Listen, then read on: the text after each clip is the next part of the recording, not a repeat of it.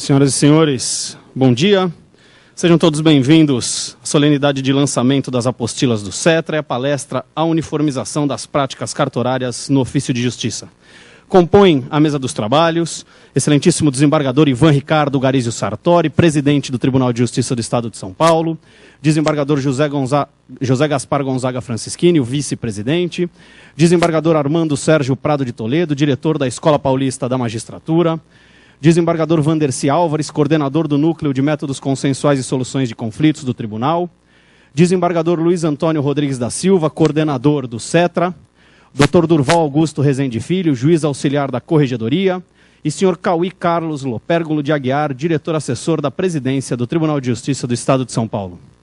Nós informamos que nos assistem via internet e intranet 41 comarcas, um total de 1.300 servidores inscritos. Destacamos a participação da comarca de Pindamonhangaba, que pela primeira vez acompanha as aulas do Cetra. Senhoras e senhores, para promover a abertura desse evento, com a palavra, excelentíssimo presidente Ivan Ricardo Garizio Sartori. Então, bom dia a todos. Quero agradecer a presença dos nossos servidores, cumprimentá-los, agradecer pelo trabalho que vem fazendo, pelo comparecimento maciço, pela colaboração, cumprimentar aqui a nossa mesa de trabalhos, porque nós temos aqui colegas que vêm fazendo muito pelo Judiciário, colegas e servidores, o desembargador Armando e o desembargador vice-presidente. O desembargador vice-presidente tem sido um grande conselheiro, um homem ponderado, equilibrado, integrante lá do nosso Conselho Superior da Magistratura, tem nos ajudado bastante com suas ponderações. O nosso desembargador Armando na escola tem feito muito também, revolucionou a escola, tem nos ajudado bastante, é um braço também político do tribunal, e eu quero agradecê-lo. O desembargador Vandercy Álvares está lá no Núcleo de Conciliação, tem feito um trabalho maravilhoso, lá com o Sejusques e outras empreitadas que Sua Excelência tem realizado e trazendo ideias, montando ali um núcleo perfeito para que nós tenhamos aí uma agilização dos trabalhos judiciais. Nosso querido Luiz Antônio Rodrigues da Silva, no Cetra, em parceria com o querido Cauí Lopérgulo, um trabalho que tem gratificado bastante a presidência, porque aproximou o servidor da presidência. Eu fico muito feliz de poder falar com os senhores. Eu leio, sim, as mensagens, lógico que algumas que são repetidas nós pegamos por amostragem, mas qualquer reivindicação que tenho, qualquer problema que tenho, por favor, continue usando, fale com o presidente. Se houver algum problema de comunicação, porque, lógico, nós somos falhos, todos nós, por favor, insistam, ou então liguem lá para o chefe de gabinete, lá da presidência, ou o próprio Cauí Lopérgulo, diretamente, pessoalmente.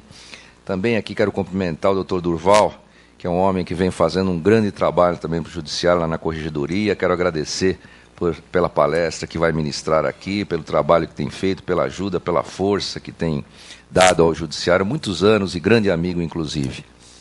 De modo que eu tenho a honra de declarar abertos os trabalhos, e aqui trazer essas apostilas, que é fruto de um esforço muito grande do próprio Cauí Lopérgulo, com a Escola Paulista da Magistratura, especialmente também a Corregedoria aqui representada pelo nosso querido Durval, doutor Durval, cumprimentar ali o nosso corregedor-geral, o desembargador Naline, que hoje não pôde estar presente, está representando a gente num evento lá no Ministério Público, e Sua Excelência também tem sido um grande parceiro, tem sido um homem de visão bastante aberta e que tem ajudado muito a presidência, e aqui está o seu representante, doutor Durval. Mas essas apostilas são fruto de trabalho, um trabalho exaustivo, no sentido de levar ao servidor as práticas, a uniformização das práticas cartorárias, dos procedimentos, etc. e tal. Isso aqui eu peço encarecidamente aos senhores que observem, para que nós tenhamos aí uma uniformização processual. Nós vamos apresentar as apostilas, vamos colocar no site, não sei se conseguiu colocar de forma que ela seja folheada no site, né? Então destaca-se uma apostila do site, aí vai sendo folheada virtualmente essa apostila, e é lógico que, como todo trabalho técnico, essas apostilas poderão oferecer algumas dificuldades e aí estará a Escola Paulista da Magistratura ministrando cursos para dar assistência aos nossos servidores, de modo que os senhores possam efetivamente aproveitar ao máximo essas apostilas. Então, eu quero agradecer muito aqui os nossos colaboradores, especialmente aqui o Cetra, o nosso querido amigo Cauê Lupergolo, que tem visão de funcionário, perfil de funcionário. Por que ele está lá no Cetra? Porque ele sabe como pensa um funcionário, o que quer o funcionário, e se não sabe também acaba aprendendo com algumas outras pessoas, junto com eles. Mas sabe sim, está preparado para isso, e eu tenho uma longa amizade com o Cauê, sei que ele pensa e tem perfil de servidor, por isso que ele está lá, porque ele pede pelo servidor, não é? O exemplo foi, inclusive, a questão da greve lá dos servidores, que nós acabamos por perdoar, o problema das horas, né? E outras também, as penalidades que foram depois resolvidas, e de modo que eu quero agradecer muito, e o Cetra tem sido realmente um órgão da presidência bastante valoroso e que nos gratifica muito por saber que os nossos servidores têm todo o apoio. E de modo que eu agora, então, franqueio a palavra a quem queira fazer uso dela, desembargador vice-presidente, ou então desembargador Armando, parece que quer fazer uso dela, e declaro então abertos esses trabalhos, cumprimento os senhores, tenho a felicidade de estar perto dos servidores, de dar a mão para os nossos servidores. Para mim é gratificante encontrá-los e ver que o trabalho está melhorando, o serviço na ponta está melhorando. A gente já tem recebido um feedback aqui dos advogados, das pessoas, dizendo que os servidores estão trabalhando mais contentes, os servidores estão fazendo o máximo, apesar das adversidades. Porque o servidor do judiciário sempre foi valoroso, a gente sabe disso, até do bolso pôs dinheiro, muitas vezes a gente sabe disso, para comprar material, para comprar computador, ou seja lá o que for. Isso nós sabemos e agradecemos. Mas agora nós estamos vendo que existe um semblante mais agradável, um sorriso nos lábios. Para nós é uma alegria, porque o servidor tem que ser valorizado, porque o judiciário não anda sem o servidor.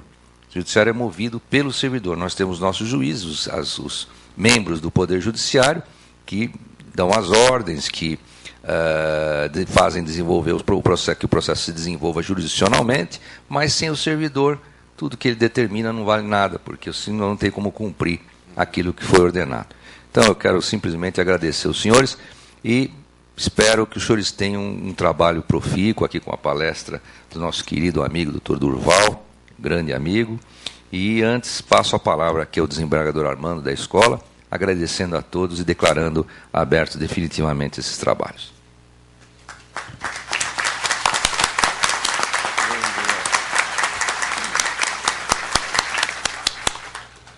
Bom dia a todos aqui presentes e aqueles que nos acompanham à distância também, num número fantástico de amigos, servidores, em várias comarcas, 41 comarcas. Eu queria cumprimentar essa respeitável e destacada mesa em nome do nosso presidente Ivan Sartori, o nosso vice-presidente, o Dr. Vandercy, o Cauí, o Luiz e o Durval, e dizer que faz já algum tempo, ainda há pouco, que eu tenho repetido que é um momento ímpar na história do nosso Poder Judiciário do Estado de São Paulo. Sem desmerecer, sem qualquer crítica, tinham os outros seus problemas anteriores de gestão, mas é um momento em que eu estou testemunhando, depois de muitos anos acompanhando a administração do Tribunal de Justiça, esse momento que jamais existiu, um momento onde eu encontro todo o respaldo, toda a atenção, todo o cuidado com os nossos funcionários. Graças a essa presidência, a vice, corregedoria, o doutor Nalini, também um parceiro fantástico, no sentido de estar atuando e preocupado com os funcionários, mas tenho aqui que ancorar uma certeza. O doutor Ivan, ele acorda e vai dormir perguntando e vendo o que pode fazer pelos funcionários. A Escola Paulista da Magistratura se sente assim de uma forma confortável, se sente assim de uma forma muito bem estruturada por quem possa, que é justamente corregedoria e presidência, no sentido de poder começar muito em breve a disponibilizar aos servidores tudo que lhes seja favorável, tudo que lhes seja eficaz, lhes seja útil. Começa com essas apostilas, as quais, depois de uma revisão, depois de uma amostragem feita tanto pelo CETRA, como pela Escola da Magistratura, como por um corpo muito competente de funcionários, conclui que é o melhor que existe para que nós tenhamos um serviço padronizado, um serviço rápido, um serviço que traga a todos aquele resumo do que se pensou até agora para que tenhamos de melhor. É lógico, vai merecer ainda depois de ser transferido, de ser transmitido, vai merecer cada vez uma melhor apreciação, e nós vamos evoluindo assim, de acordo com a necessidade do que nos for pedido pelos próprios funcionários. Queria comunicar rapidamente, para não atrasar a palestra do Dr. Durval, que eu tenho certeza vai trazer reflexões e muitos ensinamentos.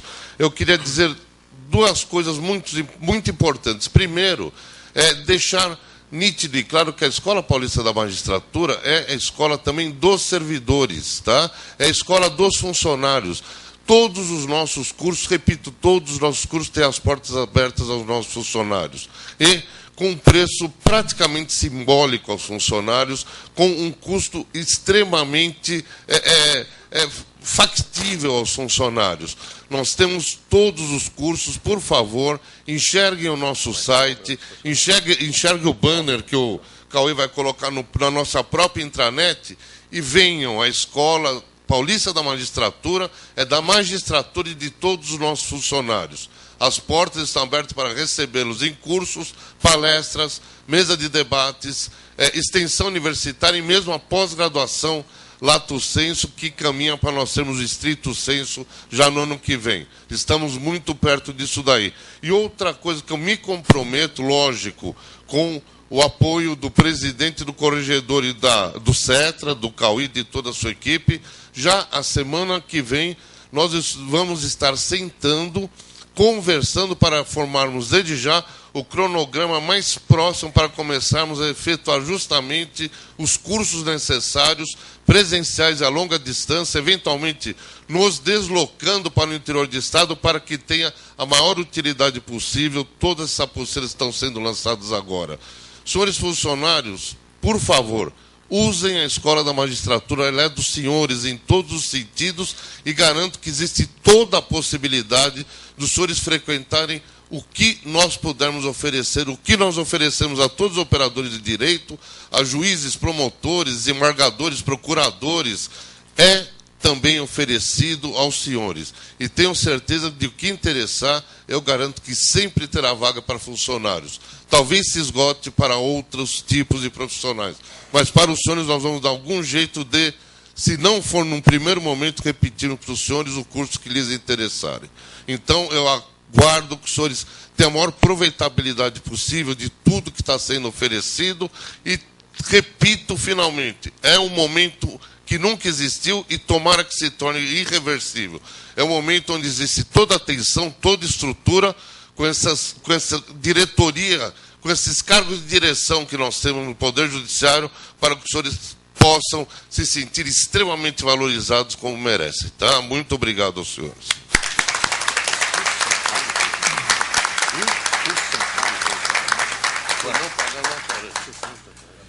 Eu convido o senhor Cauí Lopérgolo para entregar para os integrantes da mesa um CD com as apostilas compiladas. Então, todas as autoridades que compõem a mesa vão receber da mão do coordenador do CETRA um CD contendo todas as apostilas que os senhores já encontram disponibilizadas no site do Tribunal de Justiça.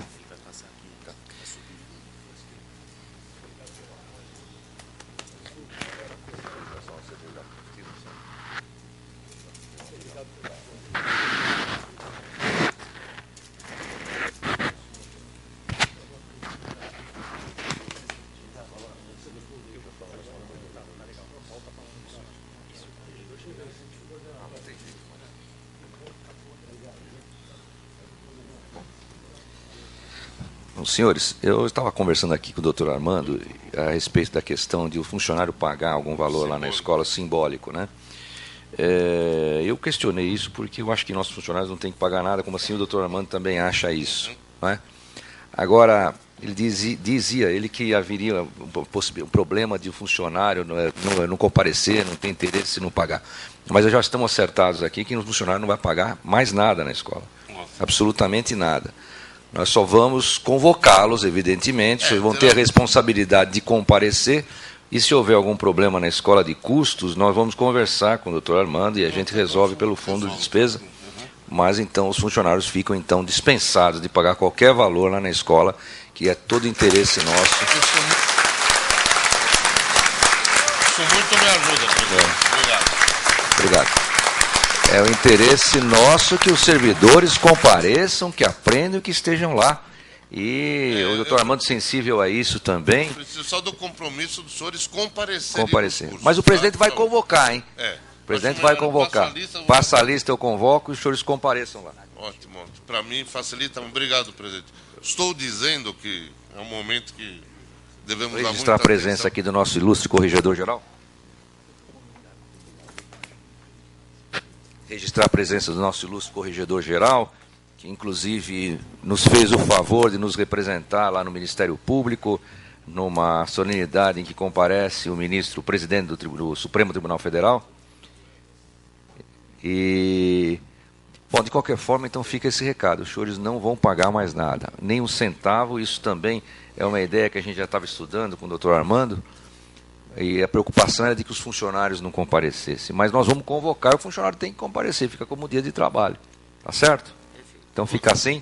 Eu quero agradecer a todos, homenageio nossos servidores, reverencio nossos servidores, agradeço por tudo que tem feito, e agora os senhores ficam com a palestra do nosso eminente. Não sei se o desembargador corregedor quer falar algumas palavras.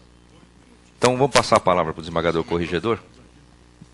Bom, senhor presidente, eu me escuso da demora, do atraso, porque eu fui proferir uma aula para Pernambuco, Juízes Novos, por videoconferência, né? Graças a Pamages, conversei com os 42 juízes novos do último concurso e antecipei essa fala para as 8h30, porque eu queria estar aqui às 10h. Mas eles ficaram com tantas perguntas, tantas indagações, querendo saber o que estava acontecendo em São Paulo, porque o Brasil todo hoje está com os olhos voltados para essa experiência que a presidência Ivan Sartori está implementando. Finalmente, o funcionalismo foi redescoberto, né? Nós temos explicações bastante justificáveis para o fato de a segunda instância ter merecido atenção. Houve uma unificação, eram 4 tribunais, hoje um só. Então isso obrigou o tribunal a uma série de medidas. Portanto, o foco prioritário foi a segunda instância, depois a primeira instância, e o funcionalismo estava em detrimento de atenção. Então essa gestão do presidente Ivan Sartori, numa feliz coincidência, e eu digo que não é coincidência, a coincidência é só a lógica de Deus, é a lógica da providência divina que quis que nesse biênio nós tivéssemos essa conjunção de fatores e de perspectivas favoráveis, não é? Nós temos um vice-presidente que é talvez o maior cavalheiro que existe na magistratura, né? E eu não posso deixar de fazer uma menção à figura paterna, o desembargador Zé Luiz Vicente de Azevedo Franceschini, que faleceu esses dias. Foi um dos homens mais geniais que essa magistratura já teve, não é? E ele legou ao seu filho, que é um exemplo de magistrado, essas qualidades humanas, porque ser bom juiz, conhecer técnica, conhecer direito é obrigação, nós temos obrigação. Agora, ser gente, ser sensível, ser uma pessoa boa, uma pessoa generosa, uma pessoa solidária, isso é hoje quase um milagre, não é? E nós temos, então, o desembargador Franceschini junto ao Conselho Superior, e na Escola da Magistratura, essa criatura sonhadora, idealista, que sempre foi amigo dos funcionários. Trabalhei com o desembargador Armando durante muitos anos, né, e eu via o carinho que ele dispensa aos funcionários. Então, eu dizia agora há pouco para os juízes de Pernambuco, se a Revolução Francesa ela surgiu porque o terceiro Estado não era respeitado. O primeiro Estado geral da França era o clero, o segundo era a nobreza, o terceiro Estado era o povo. Então, quando o clero e nobreza se uniam, não precisava consultar o povo. O povo foi ficando revoltado, e o resultado foi a Revolução Francesa, né, com o ideal tripartite: igualdade, fraternidade e legalidade. Aqui em São Paulo, nós não vamos precisar da revolução do funcionalismo, porque o funcionalismo foi redescoberto e ele está merecendo a maior atenção dessa gestão. Eu fico muito feliz por participar dessa experiência. Tenho sonhos que estão se concretizando e fico extremamente animado de verificar que há um retorno. Basta nós acreditarmos, e o funcionário também responde com devotamento, com entusiasmo, com aquela disponibilidade que sempre ofereceu. A justiça não teria continuado, não teria existido, já não existiria mais, teria sido substituída por formas mais racionais de se resolver conflitos, não fosse a força do funcionalismo. Nós estamos muito contentes com vocês e vamos procurar fazer muito mais, né, presidente? Cumprimento a todos. Logo vocês vão ter um outro grande juiz aí, o Durval Rezende, que conhece o assunto e vai conversar com vocês. E continuamos abertos para sugestões, para aquelas pretensões, para angústias, reclamações, denúncias, tudo que for possível nós vamos fazer. Boa sorte a todos, muito obrigado.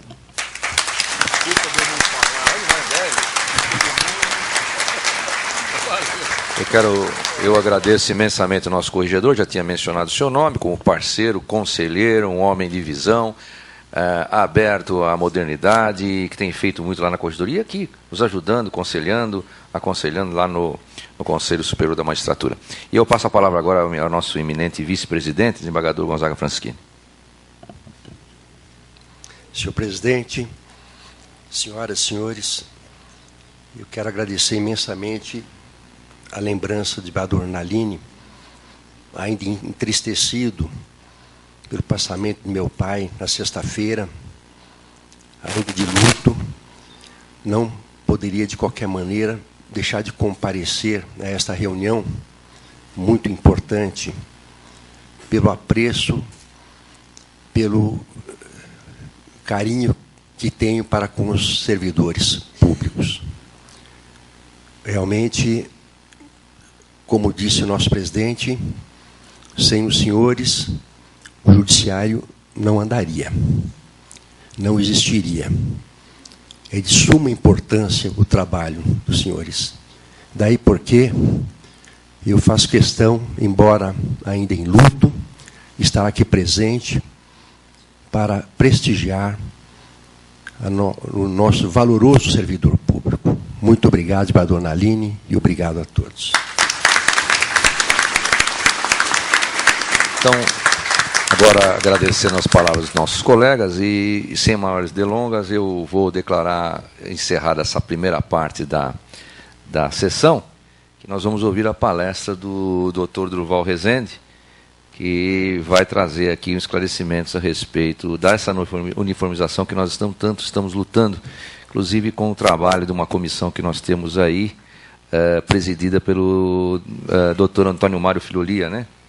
Que tem feito também incursões aí até pelo Rio Grande do Sul. Nós estivemos lá para saber como funciona e vai trazer colaboração também à escola. Até peço ao desembargador Armando que contate essa comissão. Vou até dizer para essa comissão contatar a Vossa Excelência, para que eles auxiliem a escola nessa parte da uniformização. Agradeço a todos, muito obrigado, e tenham um excelente dia, um excelente trabalho, profícuos trabalhos aqui com essa palestra e com esses estudos que os senhores terão no dia de hoje. Muito obrigado, gente.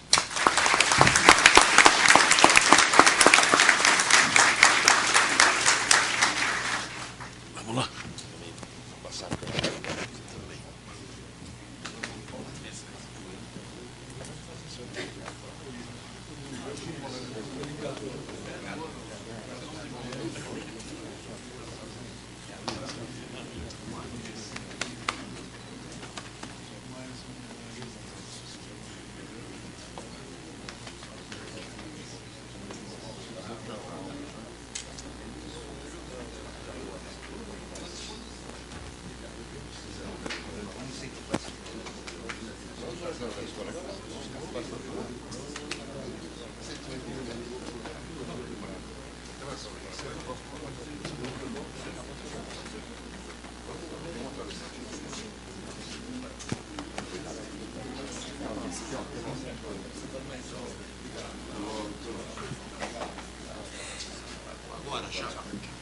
Pede para a G abrir.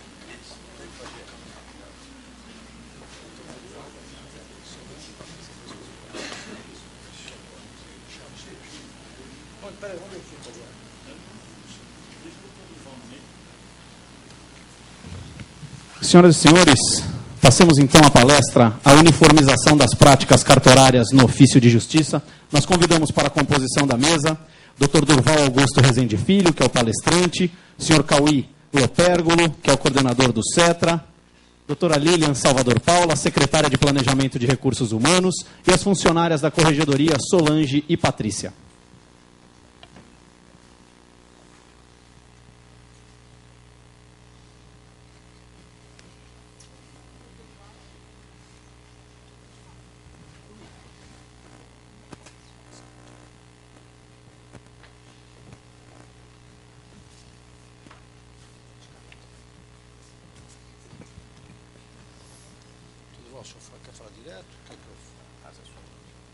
Com a palavra, então, Cauí Lopérgolo. Bom dia a todos. Dizer primeiro que hoje é um dia realmente especial para todos nós, muito especial pelas pessoas, autoridades que estiveram presentes e por esse nosso êxito, essa primeiro passo que nós demos aí para todos nós, que são as apostilas, né? Então, não vou tomar a palavra, porque nós temos muito que ouvir com o Dr. Durval, que é o nosso querido amigo, magistrado e é muito amigo do servidor. Mas dizer que essas apostilas, em apertada síntese, ela iniciou há uns 2 anos atrás, mais ou menos, com a Lília, no SPRH, onde nós lançamos para os funcionários que tomavam posse. Ela foi tomando um corpo, a SPRH muito parceira conosco, a Corregedoria, estou falando a nível de entabulação, de formato. A Lília, na secretaria, nós começamos numa simples conversa e deu no que deu. É uma singela apostila que não tem o escopo, a intenção de ensinar ninguém a nada, é simplesmente um roteiro para nós, cartorários, que a gente sofre com as agruras dos cartórios. Então nós temos o apoio da SPI, da Escola Paulista, e hoje é uma grande honra que o doutor Ivan, já estão disponibilizadas as apostilas no site, no link do CETRA vocês terão oportunidade de ver todas as apostilas lá. E qualquer crítica, sugestão, nós estamos à disposição para tal. E hoje, mais ainda, muita alegria para uma manhã só, né? Nós temos o prazer, eu fiz o convite ao juiz assessor da Corregedoria, doutor Durval Augusto Rezende Filho, que falará algumas coisas para a gente aqui. É um prazer, viu, doutor Durval, e desde já muito obrigado pela sua presença e sua palestra aqui. Obrigado. Bom dia a todos. É sempre bom estar aqui, né? E hoje nós vamos tentar fazer de um jeito um pouco diferente. Nós vamos falar sobre essa uniformização das práticas cartorárias, mas eu não vou falar sozinho, tá? Eu acho que isso é algo que tem que ser mais dinâmico, algo que é importante demais para todos nós. Essas apostilas vêm para somar, para ajudar a melhorar a nossa performance.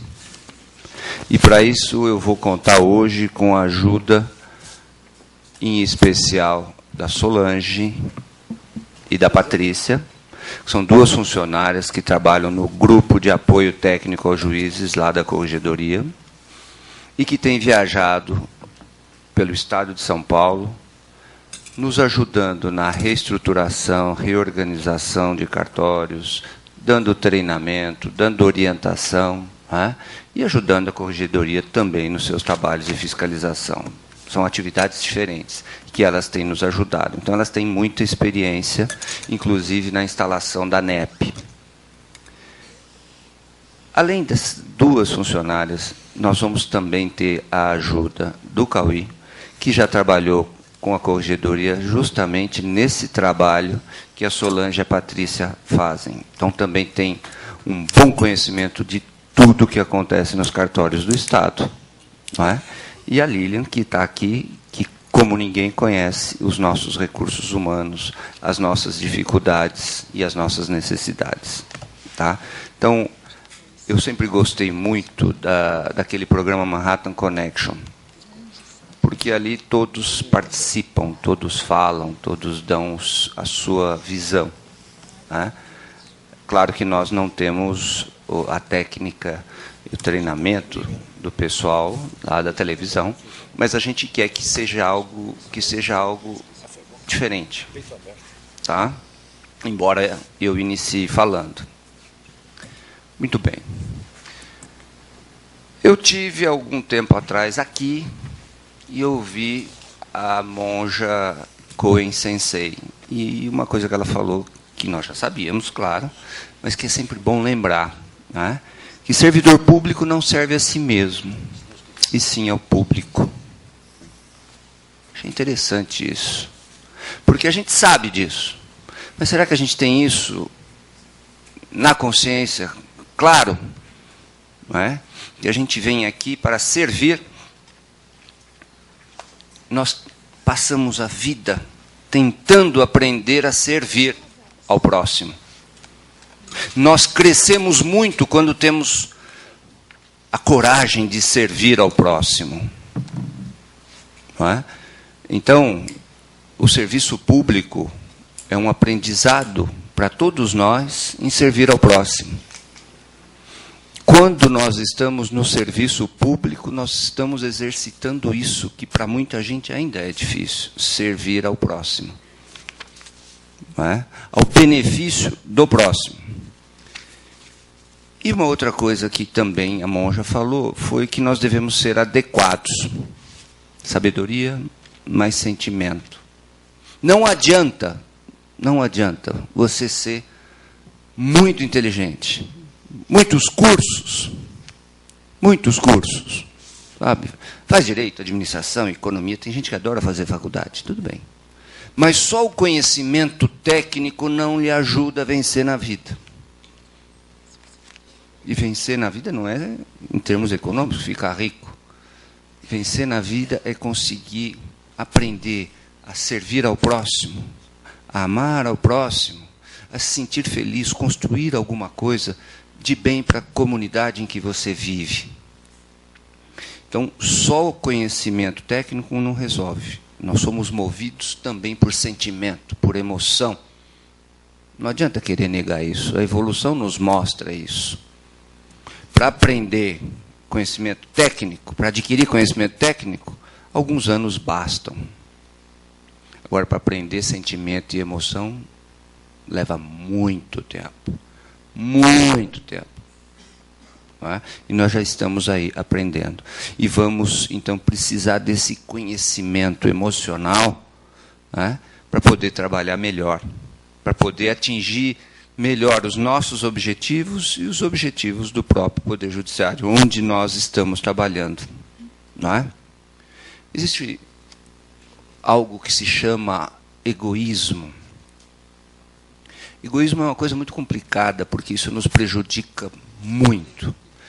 Não fosse o egoísmo, não haveria tanto desentendimento, tanta guerra, tanto desrespeito, tanta violência.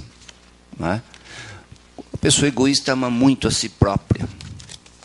Ela se preocupa muito com o seu próprio interesse, não é? Com o que ela quer, com os seus sonhos, com a sua vontade. É o amor exclusivo e excessivo a si mesmo. Mas a gente também aprende a amar. Não existe, eu não acredito, em algo sobrenatural que Deus, o Criador, o grande arquiteto do universo, chame como quiser, dê para uma pessoa, você sabe amar. Não. Tudo na vida a gente aprende, tudo a gente aprende. E amar a gente também aprende. E amar a si próprio é o primeiro aprendizado. A gente primeiro ama a gente, depois descobre como é bom amar o outro, aí a gente ama o outro como ama a si próprio. Essa é a evolução. Até que a gente consiga fazer aquilo de amar ao próximo como a si mesmo. E aí todos acabam sendo felizes. Vocês vão entender onde eu vou chegar com essa conversa. Então, o egoísmo é o amor exclusivo e excessivo a si. Muito bem. E a caridade? Caridade é o contrário, né? É o amor que move a vontade de busca efetiva do bem do outro. Caridade é você estar preocupado com o bem do outro, com o bem-estar do outro, com a felicidade do outro. Puxa vida. Então, o egoísmo é a negação da caridade. Quando eu me preocupo com o meu próprio interesse, eu não estou lembrando do interesse do outro. E aí eu estou falhando. Não é? O egoísmo tem como base, como fundamento, não é? a importância da personalidade, da nossa pessoa. Não é? Existem inúmeros indivíduos que são muito personalistas. Se ele está bem, o mundo pode acabar, porque ele está bem. E as coisas não funcionam assim. Não é assim que deve ser. Algumas pessoas estão sempre certas. Já repararam?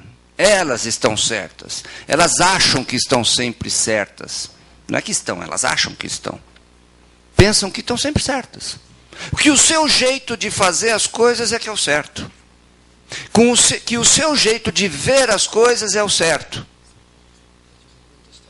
Que a sua forma de encarar o problema é a forma certa. Que ilusão isso. Triste isso. Não é? Algumas pessoas acham que as suas experiências pessoais valem mais que as experiências pessoais dos outros. Não, mas eu tenho 10 anos, 30 anos de experiência, Cauê. Não é o meu caso. Nem o meu. Né? Mas tem gente que diz isso. Não, eu faço esse serviço desse jeito há 30 anos, sempre deu certo, vou mudar agora por quê? Personalismo. Eu estou do meu jeito e eu não vou mudar. Pior para você. Pior para você. Eu vi uma palestra um tempo atrás que dizia da importância da pessoa se adaptar ao mundo moderno, ao mundo de hoje. Não dá mais para escrever na máquina de datilografia. Hoje em dia, o Ernest Hemingway, um escritor, ele costumava fazer anotações num caderninho pequenininho, de páginas quadriculadas, chamado Moleskine. Não estou fazendo propaganda, mas é isso, é conhecido. Recentemente ele voltou à moda, mas como algo cult, né, chique, diferente. Destacaram um Moleskine verdadeiro. Aí lançaram uns caderninhos de linhas que já não é a mesma coisa, mas tudo bem, faz o mesmo papel. Só que isso é cult, é chique, vai durar um pouquinho e pronto. Mas hoje nós estamos usando o quê? Nós estamos usando tablets, nós estamos usando telefones chamados smartphones, onde a gente faz agenda, a gente faz anotações, onde a gente carrega arquivos, faz tudo. Você tem uma cópia do seu computador de trabalho, muitas vezes num telefone, um note, mas tudo eletrônico. Não adianta querer insistir no papel, vai acabar o papel. Eu preciso me adaptar, então eu preciso aprender a mexer com essas coisas. Não adianta eu querer insistir no uso do fax. Fax vai virar peso de papel. Já virou para muitos lugares. Telex não existe mais. Quem insistir em usar o Telex, daqui a pouco não tem com quem conversar pelo Telex. Não é? O fax, daqui a pouco você não tem para onde passar fax mais. Vai usar só como telefone, um trambolho enorme daquele. Aquela agenda eletrônica, alguns talvez lembrem da agenda eletrônica, vai servir para quê? Nada. A capacidade dela é mínima, um telefone celular faz melhor do que a agenda. Pois é. Né? Mas algumas pessoas também quando estão no comando de alguma sociedade, tomam decisões sem a participação dos outros. Já repararam isso? Tomam decisão sem participação dos outros. Quando todo mundo participa da tomada de decisões, aquilo fica mais legítimo, fica melhor e tem mais credibilidade. Algumas outras pessoas, quando são subalternos, né, e estão discutindo um tema, se a ideia dela não prevalece, ela simplesmente não colabora. Não sei se já viram alguém fazer isso. Né? Então está discutindo. Solange dá uma ideia, o Cauí dá outra, todos nós damos uma ideia. Mas se não for a minha, eu não ajudo. Se a minha não ganhar, eu não ajudo. Como é que chama isso? Egoísmo. Não, não é isso. É que está todo mundo errado. Está nada. Você que tem que ter a humildade de reconhecer que a sua ideia não venceu. Pronto. Mas era melhor, na sua opinião. Mas se os outros não concordaram, a maioria vence nesse caso. Algumas pessoas só se sentem valorizadas quando estão mandando. Se elas estão no comando, elas são bem, estão valorizadas. Se elas estão na posição de subalterno, elas não aceitam ser conduzidas sob a direção de ninguém. Como é que chama isso? Egoísmo. Por quê? Porque só vale quando é você que manda. Quando é o outro, não vale. Vamos pensar nisso. Vamos deixar de dar tanta importância para esse pessoal. O seu ego. Nós fazemos parte de uma equipe, de um time. De um time. O que importa é que o time ganhe. Se isso fosse um time de futebol, não adiantava só ter um jogador. São vários. Cada um na sua posição. Algumas pessoas se aborrecem facilmente quando são contrariadas nos seus desejos e nas suas ideias. Por que se aborrecer? Eu quero, não deu paciência. Frustração faz parte da vida, sabia? Você se frustrar te ajuda a crescer. Porque quando você sofre uma pequena frustração, você fica meio chateado na hora, mas depois aquilo te joga para frente, te faz se esforçar um pouquinho mais. Então, pequenas frustrações fazem bem para a vida da gente. Saiu uma reportagem recente, salvo engano, na revista Época, dizendo que é importante a frustração. Então, gente, nós temos na nossa atividade, no cartório, no tribunal, nós temos que pensar o quanto o personalismo pode nos atrapalhar. Quanto que o egoísmo pode nos atrapalhar. E não digo por vocês, digo por mim mesmo. Porque eu já percebi que quando eu ajo com egoísmo, eu erro. Quando eu ajo com personalismo, eu erro. Então eu levo isso à reflexão de vocês.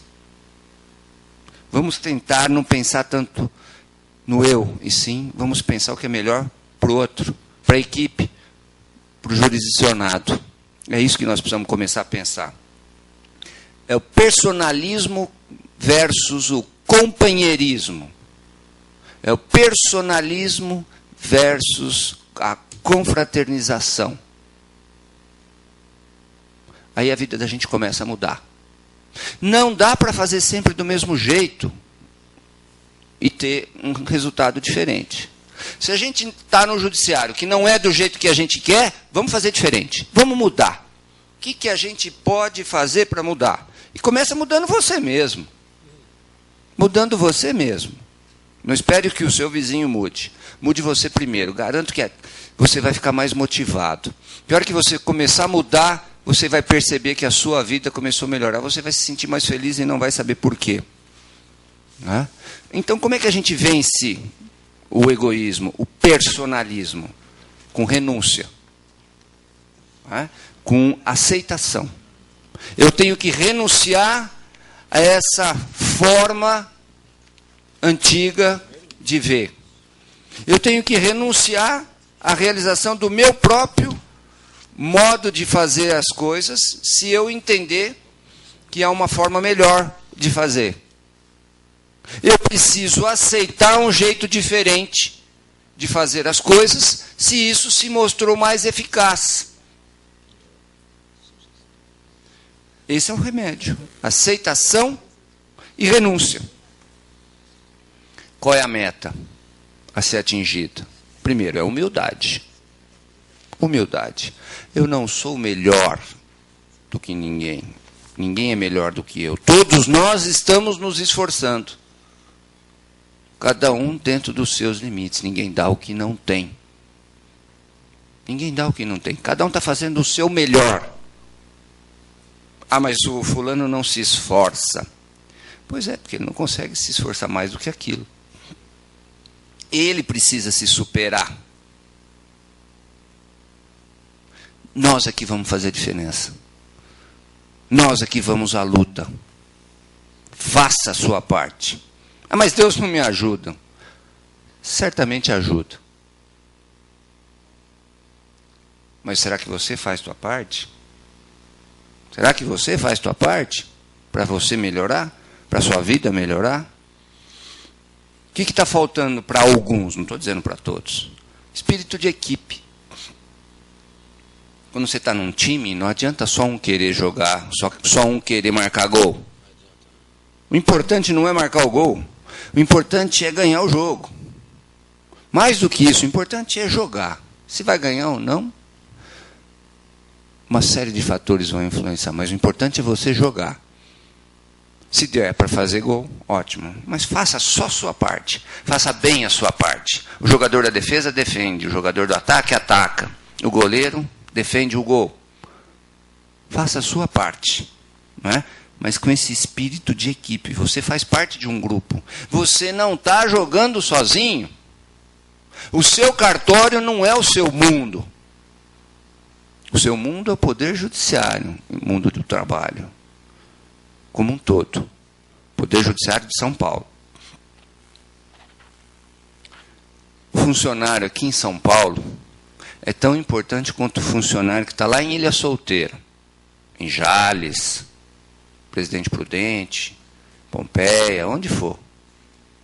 Não é? O funcionário daqui quanto de lá está preocupado em fazer um bom trabalho. Porque se o funcionário de lá não fizer um bom trabalho, ele está prejudicando o time todo. O time todo. Então nós fazemos parte de um time, de uma equipe. E um não pode dispensar a ajuda do outro. Não pode. Todos nós somos importantes. Aí chega uma carta precatória. Ixi, mas faz parte do time, é trabalho. Tão importante quanto aquele processo mais importante do seu cartório. Tudo é importante. Tudo. E quando vai uma funcionária aqui da corregedoria atuar num cartório lá no interior, em registro, por exemplo, o funcionário de registro tem que lembrar o seguinte: a funcionária da corregedoria está lá para ajudar, para orientar, para treinar. Porque o dia que for para fazer correição, a gente avisa antes. Ó, é correição. Aí é diferente. Aí nós vamos para olhar até debaixo do taco. Mas o dia que nós vamos para ajudar, para treinar, é esse o objetivo. Então, é um funcionário que é do time. Sabe? Que está lá para ajudar, para treinar também. Muito bem. E por que estou falando do Estado inteiro? Porque nós precisamos lembrar que a mesma qualidade que tem que ter lá em Presidente Prudente tem que ter aqui em São Paulo. A mesma qualidade que tem que ter em Jacareí tem que ter aqui. Se dá para fazer aqui, dá para fazer lá e vice-versa. E o mesmo padrão. Vocês conhecem o McDonald's. É sempre usado como exemplo. Já ouvi falar do McDonald's em inúmeras palestras. O que o McDonald's conseguiu? Ele tem um padrão, um modelo, uma forma de fazer as coisas. Ele tem aquele mesmo hambúrguer, né, aquela carne, que tem o mesmo gosto. O mesmo gosto aqui em São Paulo, é uma delícia, né? Ele tem o mesmo gosto aqui em São Paulo, lá em Bauru, lá em Marília, ou lá em Nova York, lá em Moscou, em Paris, em Roma, em Xangai, em Mumbai. É o mesmo. Puxa vida. É o mesmo hambúrguer, o mesmo pão, o mesmo alfacezinho. É o Big Mac igual no mundo inteiro. Como é que consegue? Porque tem uma receita. E as pessoas seguem a receita. É um hambúrguer mais simples. Mas ele é o mesmo no mundo inteiro. E vou dizer um detalhe, hein? Vocês já devem ter reparado. Está pronto. Você chega, eu quero um Big Mac. Põe em cima do balcão. Na caixinha, rapidinho. Você raramente espera para te fazer um Big Mac. Não estou fazendo propaganda, não. Mas a gente tem que aprender com as boas ideias. Aí alguém deve estar pensando ali na plateia, o Juca deve estar pensando assim, mas tem um hambúrguer lá perto da minha casa que é uma maravilha, que meu filho adora, que tem uma... Claro, deve ter um hambúrguer mais gostoso, eu não tenho dúvida, porque o chapeiro tem um jeito diferente de fazer, alguma coisa. Mas aí eu pergunto, quanto tempo leva para fazer esse hambúrguer lá na lanchonete, perto da casa do Juca? Não é? Quantos hambúrgueres ele consegue fazer para vender? Quanto custa o hambúrguer lá? Não tem grande produção.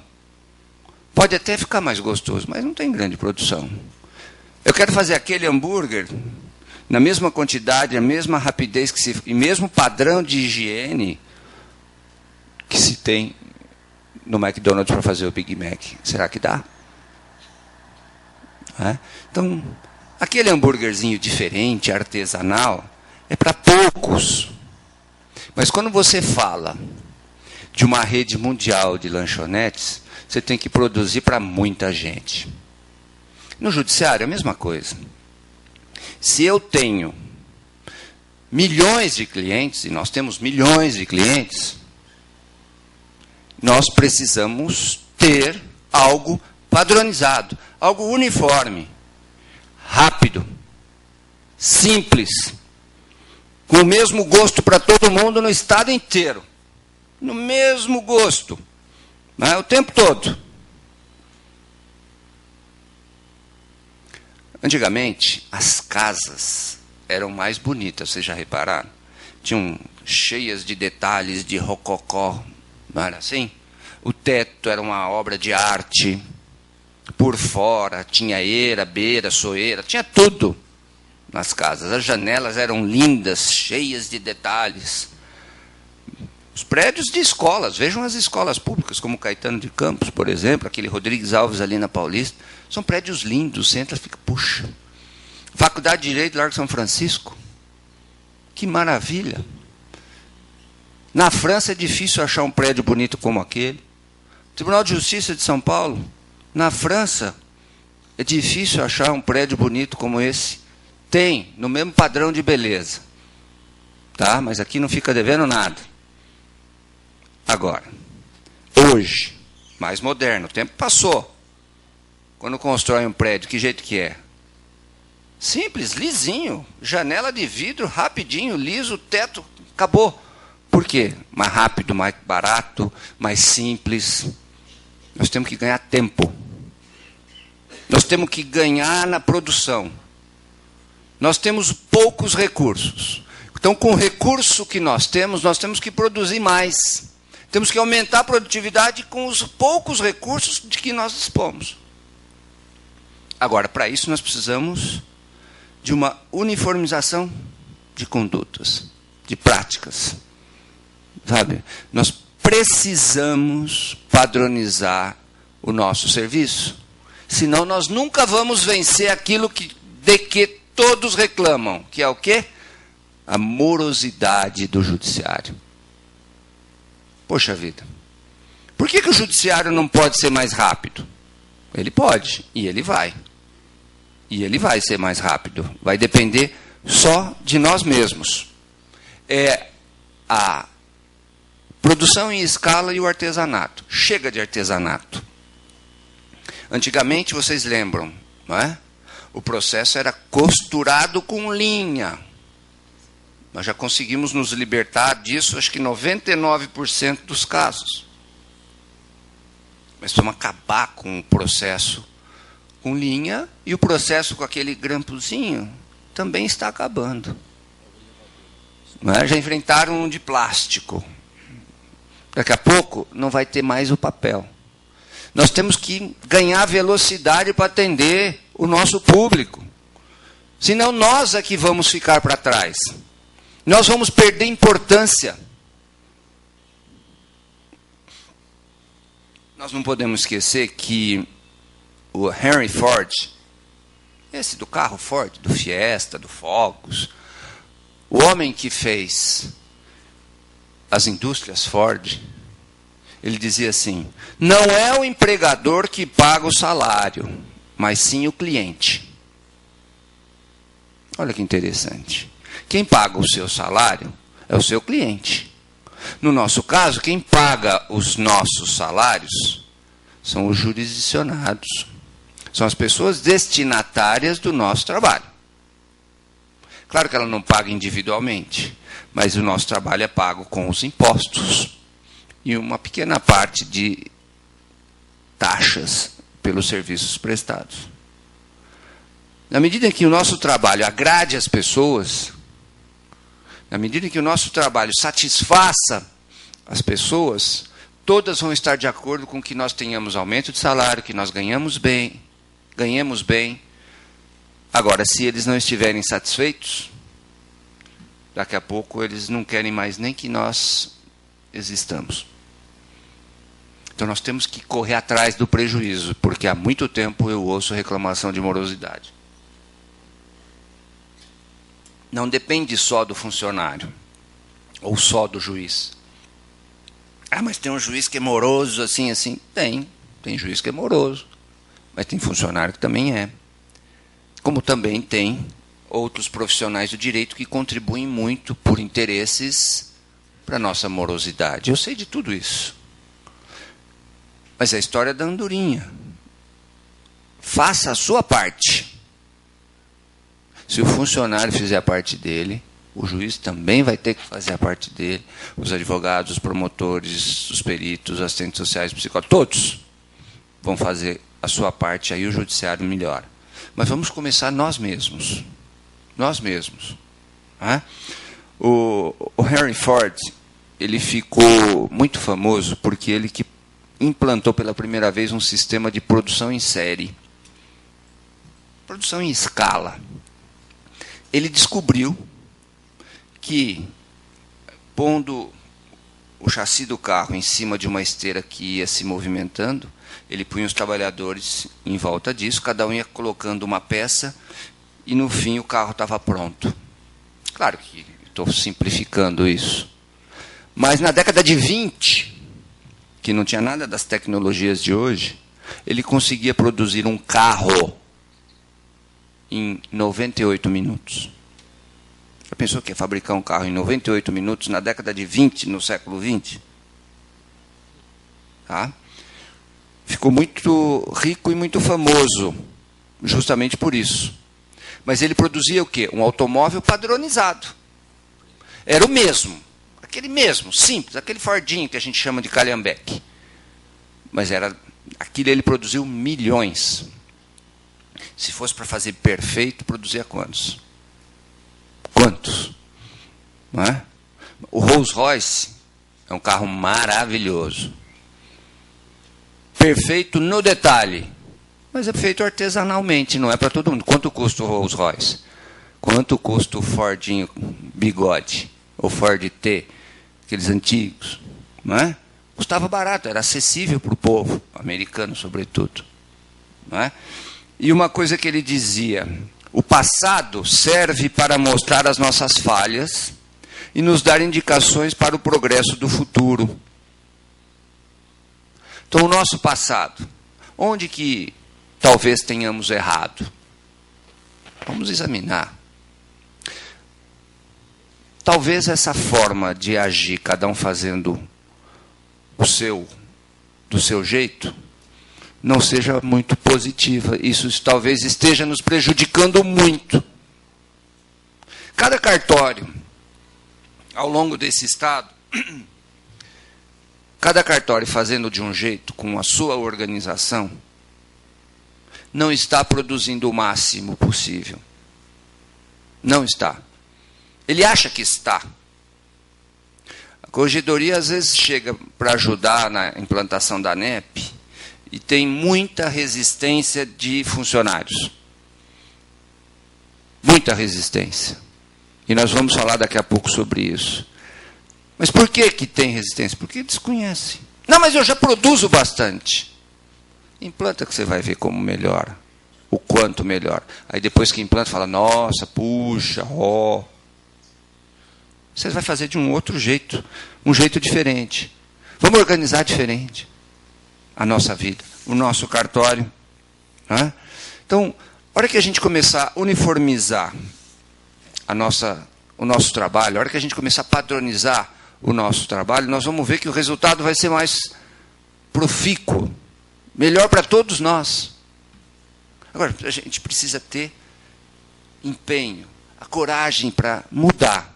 E todos nós temos. Basta a gente dar o pontapé inicial. Às vezes, quando a gente tem que julgar um processo difícil, a gente fica olhando para ele, ele olha para a gente, ele fica ali aguardando o convencimento em cima da mesa um tempão, até que um dia você pega e fala, hoje eu vou fazer. Meio irritado, aí você começa a ler, começa a fazer, a hora que vê já fez. Você fala, como é que ele ficou tanto tempo olhando para mim, me atrapalhando, me tirando o sossego? Porque quando você deixa um em cima da mesa, ele parece que fica olhando para você, não fica? Ele fica te esperando, aquele chato. Você não consegue desligar dele. Você não tem coragem de fazer, mas ele também não larga do seu pé. Não é assim? Então vamos criar uma disciplina, uma padronização, que ele também entra no rolo, a hora que você vê, já foi. Você não vai sofrer tanto com aquele processo, com aquele tipo de processo. E usando uma forma mais padronizada, nós vamos ter maior qualidade e maior rapidez. Olha que coisa. É a padronização. Vocês veem na indústria automobilística, que serve de exemplo, a indústria automobilística produz uma quantidade enorme de carro, é tudo igual, muda o que? A cor, não é assim? Um tem um ar-condicionado, outro não tem, mas é tudo igual. Você olha por fora, é tudo igual. Aí a pessoa vai fazer um tuning no carro para fazer um pouco diferente. Né? O resto é tudo igual. Não tem muito que inventar. Né? Não adianta querer inventar. Aí alguém vai virar assim, mas eu acho que isso vai fazer com que a gente fique sem poder exercitar a nossa criatividade no trabalho. Puxa vida. Eu acho que não. De forma nenhuma. Por quê? Vamos usar a forma padrão. Quando você tiver uma grande ideia, uma ideia interessante, que possa melhorar, apresente como sugestão. Mande um e-mail para o Cauí, sabe? E ele vai analisar. Manda um e-mail para mim, eu vou analisar. O tribunal tem aberto os canais. Tá? Manda um e-mail, a corregedoria avalia, o CETRA avalia, e a gente vê se a ideia é boa, fica implantada para todo mundo. E a gente faz isso sempre, vocês não fazem ideia. E a corregedoria, desde o início do ano, já fez 2 grandes campanhas. Nós abrimos as sugestões para o plantão de final de ano. Isso já foi feito o parecer, já está encaminhado, já está lá no tribunal para ser apreciado pelo Conselho. E nós ficamos 30 dias esperando as sugestões. Vieram dezenas de sugestões. Dezenas. No universo de 50 mil funcionários, centenas de milhares de advogados, promotores, nós recebemos só dezenas de sugestões, mas vieram. O que eu quero dizer com isso? Que existem boas ideias, mas também não são assim, aos milhares o tempo todo. As ideias existem. E quando elas existem, elas são apresentadas. E posso dizer, nós analisamos essas ideias lá na corregedoria e foi montado um novo sistema para plantão de final de ano, sendo aprovado pelo Conselho da Magistratura, vai ser implantado. Mas foram aceitas aproveitadas inúmeras ideias de funcionários. A ideia era boa, a gente não via de onde veio. Se o funcionário era da cidade A ou B. A ideia era boa, vamos usar. Ótimo. Em inúmeros aspectos. Até para pagar hora extra. Era razoável a proposta. Então, as sugestões boas sempre vão ser aproveitadas. Nas normas da corregedoria também, dezenas de sugestões. Então, sugestões boas. Ótimo, vamos aproveitar. Então, quando você tiver boas ideias, apresente. Agora, não quer dizer que você apresentando ela vai ser adotada. Por quê? Porque às vezes para você é uma boa ideia. Lembra que eu falei lá no início? O personalista acha que as boas são só as suas ideias. Não. Às vezes não pega, não passa, não dá. É inadequada, é inoportuna. Não é? A ideia intrinsecamente é até boa, mas não funciona. Não funciona. Tá? Então, o Lee Iacocca fala, sempre chegava para ele uma pessoa com uma grande ideia. Chegou um ponto que ele já não aceitava mais falar sobre grandes ideias. Não, eu tive uma ideia, põe no papel. Apresenta por escrito. Porque, primeiro, a hora que você vai escrever, se a ideia é ruim, você mesmo já percebe. E você nem encaminha. E se a ideia for boa, ótimo, então ela merece ser avaliada. Então, mas vem por escrito. Pronto. Né? Isso é importante. Então, nós já fizemos consultas públicas, as sugestões são ótimas. Então, não imaginem que a padronização do nosso trabalho vai engessar as boas ideias ou a criatividade de forma nenhuma. Você pode mandar, e como as nossas apostilas vão estar disponíveis no site, quando houver uma ideia muito boa, a gente já coloca lá prontamente. Ótimo, acabou. Não é? Então, vamos acreditar que a nossa uniformização de práticas cartorárias vai ser muito positiva para todos nós. Nós precisamos tentar. Sabe? Não adianta ficar reclamando que o judiciário é moroso. Nós temos que fazer com que ele deixe de ser. Não vai ser da noite para o dia. Não existe milagre, gente. Existe trabalho, existe esforço e paciência. Então, o que é uniformização? Uniformização é padronização. É a adoção de um modelo. É tornar as coisas iguais. Uniformização, de uma forma. Então, por exemplo, nós temos na apostila, vocês vão ver, daí não dá para ver, mas tem um padrãozinho como é uma página de CITES. Então, já tem a conclusão, número do processo, o despacho, a assinatura do juiz, e aquilo já vai servir de mandado. Ou seja, antigamente tinha que botar na máquina o papel, primeiro batia um carimbo, conclusão, não é isso? Aí preenchia aquilo. Aí depois punha lá, o funcionário já minutava o CITES, ou mandava para o juiz fazia o CITES à mão, descia para o cartório, carimbinho de recebimento, baixa, recebimento, aí punha na pilha para fazer o mandado de citação. E lá ficava, às vezes, 1 mês, 2 meses para fazer o mandado, não era assim? Se o cartório estiver bom. Tem cartório que está levando 6 meses para fazer um ciclo.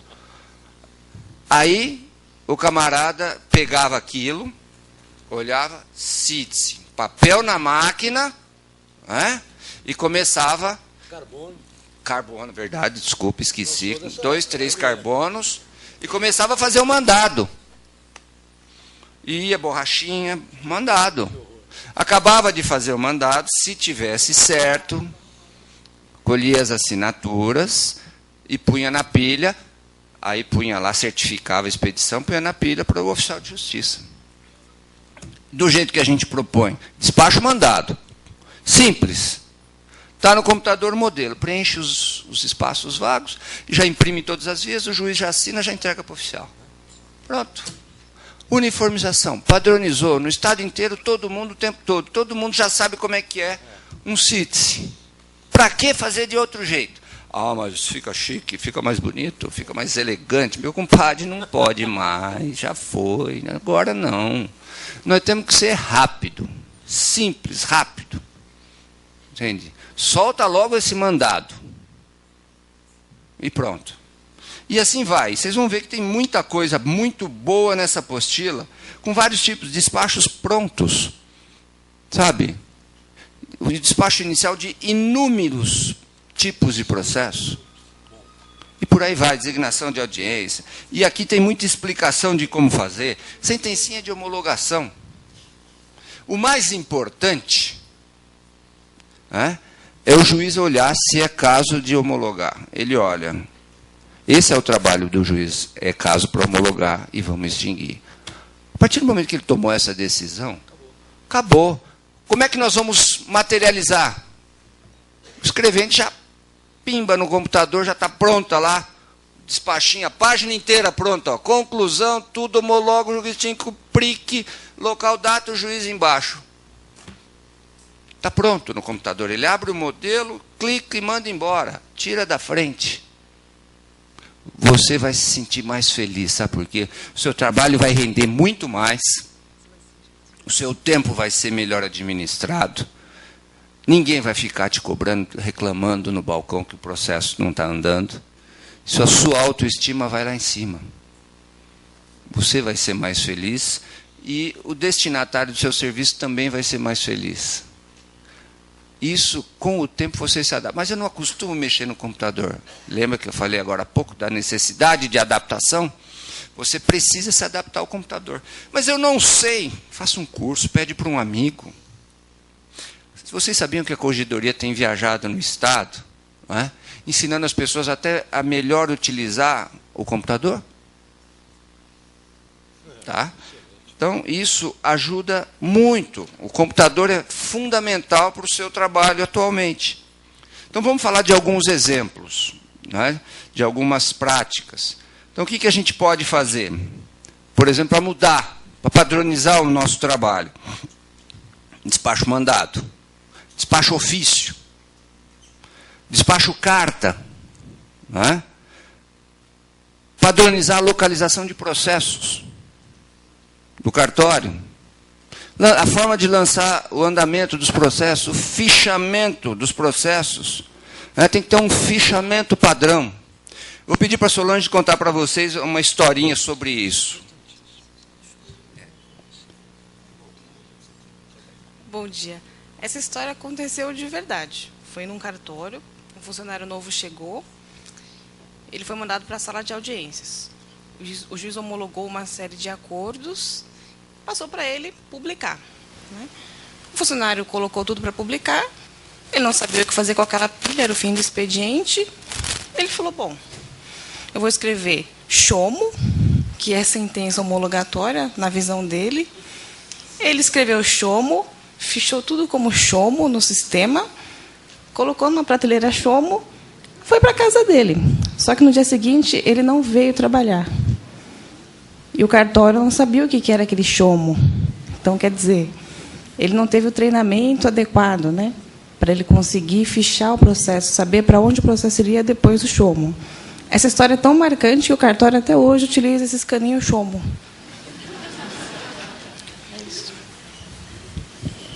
Uma outra coisa que a gente precisa aprender é guardar processo em ordem numérica.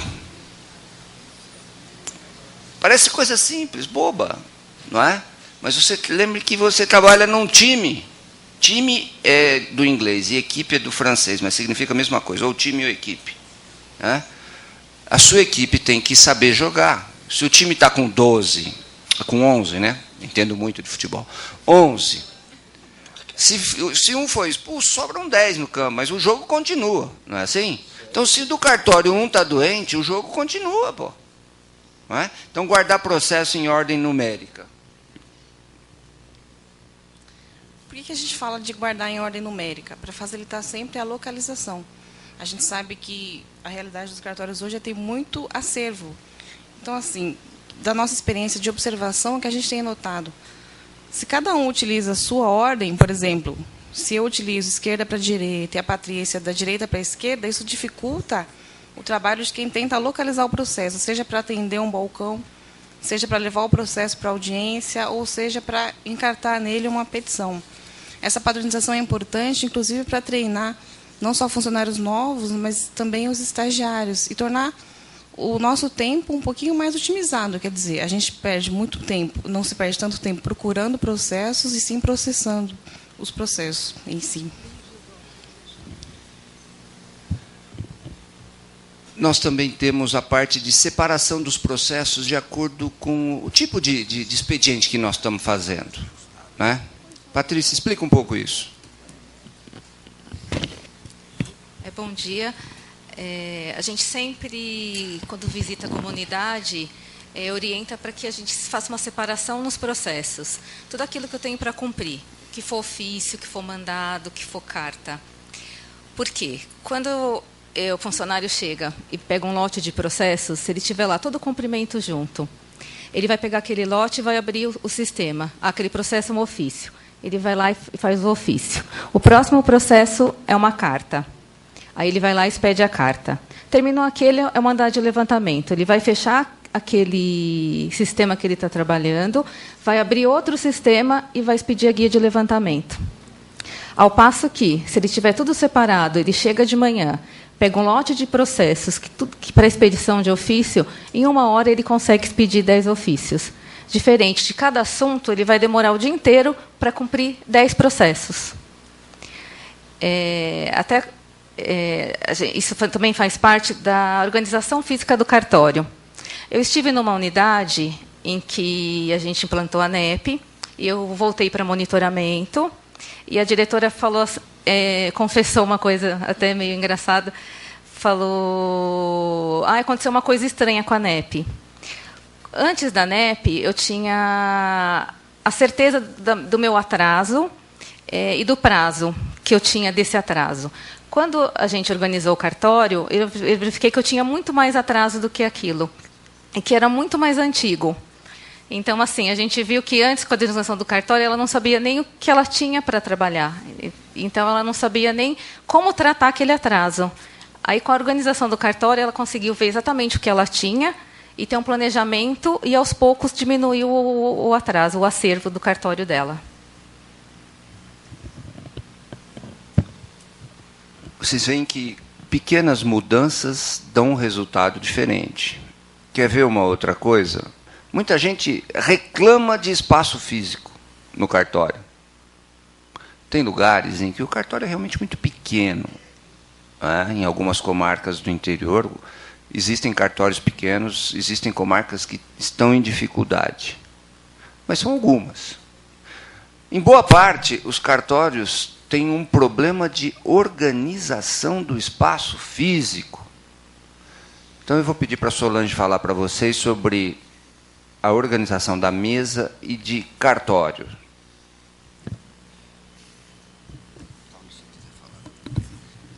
Bom, geralmente, quando a gente faz a reorganização física do cartório, o que a gente procura fazer? Deixar cada funcionário com um espaço razoável para trabalho. Quer dizer, sempre que possível, manter processos nas prateleiras, manter sempre uma mesa para cada escrevente, porque com uma mesa você consegue trabalhar. E a mesa sempre com o processo que você está trabalhando. Então, quando a gente faz esse tipo de trabalho, a gente elimina mesas que não estão sendo utilizadas, às vezes gaveteiros, às vezes tem funcionário trabalhando com 3 gaveteiros, 3 mesas. Isso para facilitar não só o ambiente de trabalho daquela pessoa, mas também a circulação de pessoas no cartório. A gente sabe que em alguns lugares é difícil, para a gente dar uma volta de uma prateleira para outra, a gente tem que chegar perto do balcão, é um pouco complicado. Então, a gente procura otimizar esse espaço para facilitar a circulação das pessoas e deixar o ambiente mais agradável para os funcionários. E o que a gente nota é que, quando a equipe da corregedoria vai em alguns cartórios, parece que sai um mundo de papel velho, porque as pessoas esquecem da importância de se inutilizar papéis inúteis. Não é? Reorganizar o serviço, processo na prateleira, mesa limpa. Organização. Tem alguns cartórios, não vou dizer nome do cartório, não vou dar endereço, mas tem alguns cartórios que você pode ver como era antes da NEP e depois da NEP. Por quê? Porque antes a estrutura, todo mundo achava que estava bom, porque sempre foi daquele jeito. Cauê, eu trabalho nesse cartório faz 10 anos, sempre foi assim. Tá bom demais. Tá bom.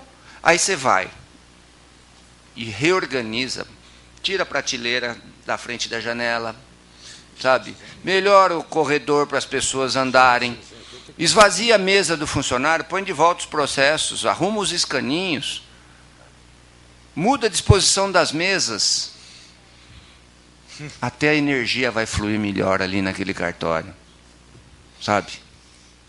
Antigamente, lá no interior, Cauí, falavam assim, quando você muda, nem sei se tem algum fundo de verdade nisso, mas quando você mudava o sofá da sala de lugar, parece que era uma casa nova. Sim. Mudava, a vida ficava melhor, muda a disposição das coisas.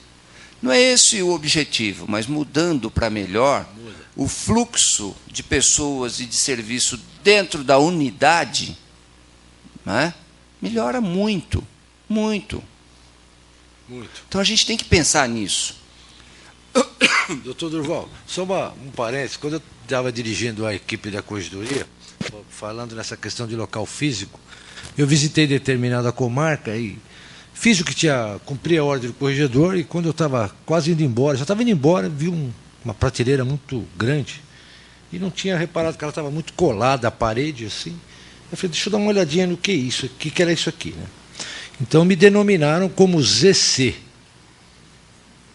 Falei, Cristo, eu tenho alguns anos de tribunal, mais precisamente tenho 37 de tribunal. Na época eu tinha 34. Com 34 anos, na maioria, cartório nunca ouvi a sigla ZC. Mas aprendi que era Zona Cinzenta. Aí eu perguntei o que é a Zona Cinzenta. Que a zona eu sabia, agora o que era cinzenta, né? A Zona Cinzenta era nada mais que todo o local, todos os processos que tinham dificuldade, que nem o doutor Durval falou, deixa aqui que daqui um dia eu vou maturar esse processo e vou resolver. Não, lá só tinha 3.500. Só a reestruturação do local físico. Então, isso é importante, gente. Outra coisa, as pessoas já têm usado mais o ato ordinatório, isso tem sido bem usado, tá? Para que você vai ter que mandar a conclusão se você pode fazer um ato ordinatório, né, de uma ciência, por exemplo, de um documento que foi juntado? Produção, vamos mandar rápido. Ah, mas eu sempre mandei. Mude. Uma outra coisa, essa tal dessa NEP, Cauí, tanta gente fala da tal da NEP, mas eu não sei bem o que é a tal da NEP. Então, vamos falar para vocês o que é a NEP, né? Essa forma diferente de gerir o cartório, de produzir. Não é nenhum milagre, não se descobriu a pólvora, mas é só um modo simples de setorização. Alguém vai ouvir falar, mas isso não funciona. A gente vê já. Solange, explica isso. Bom, a NEP é uma forma diferente de dividir o trabalho dentro de um cartório.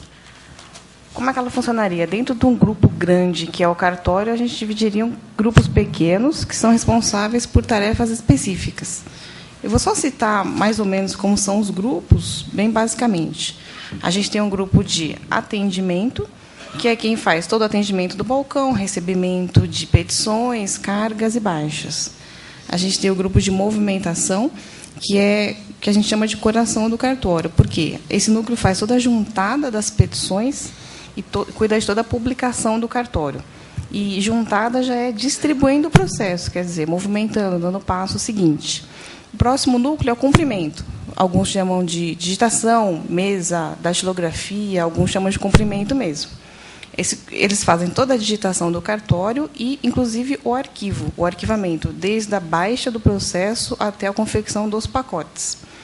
O outro núcleo é o de minutas. Quem prepara as minutas e faz toda essa triagem, do que vai em branco, do que vai com minuta simples.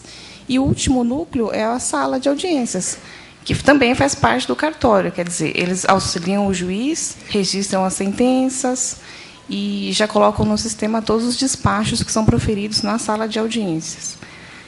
Eu sei que faltaram algumas funções, mas, basicamente, a NEP tem essa divisão do trabalho. Ela busca as características de cada funcionário e aproveitar essas características técnicas do funcionário na função que ele se desempenha melhor.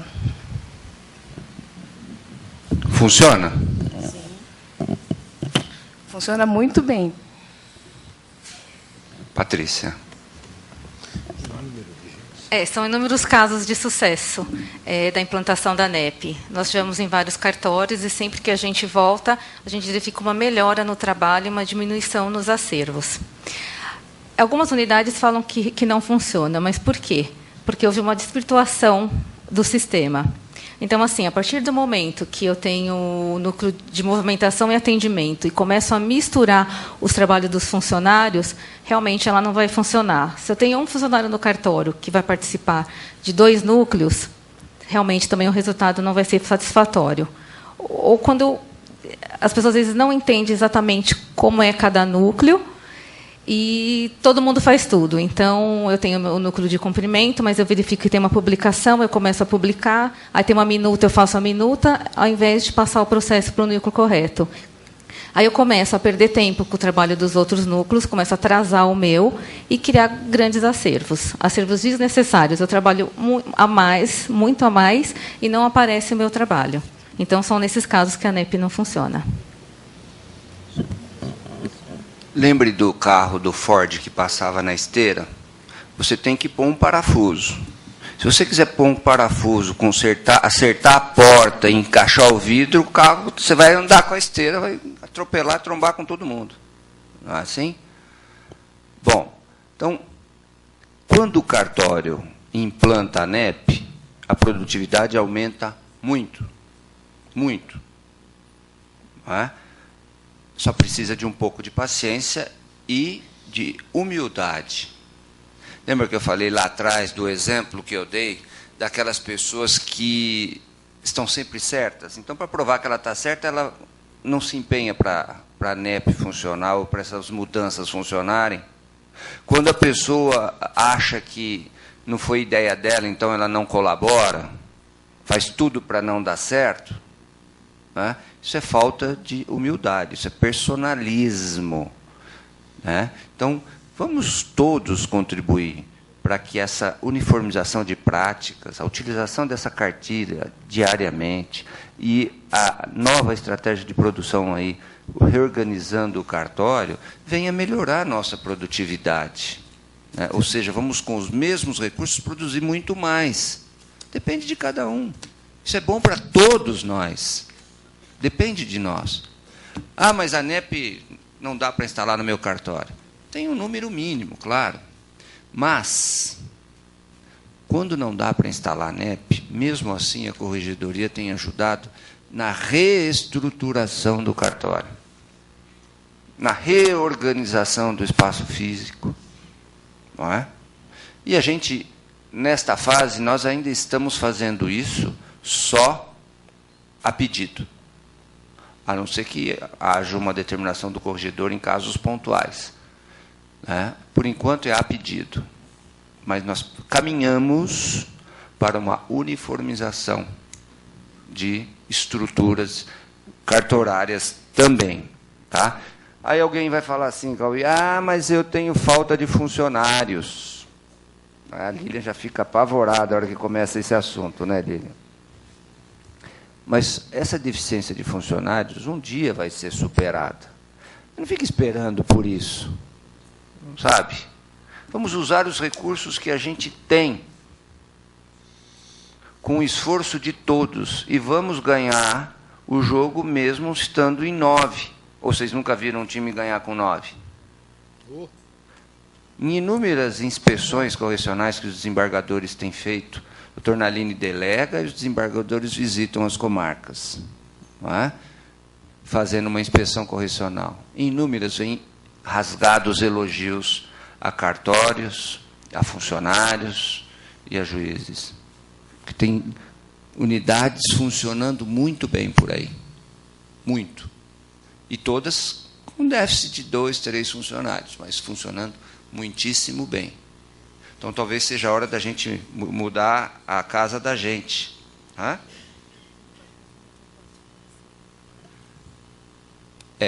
Algumas pessoas também têm um acervo muito grande de trabalho delas ou do próprio cartório. E a corregedoria tem ajudado nisso. Explica aí, Patrícia. Então, a gente sugere que os funcionários façam um corte no acervo.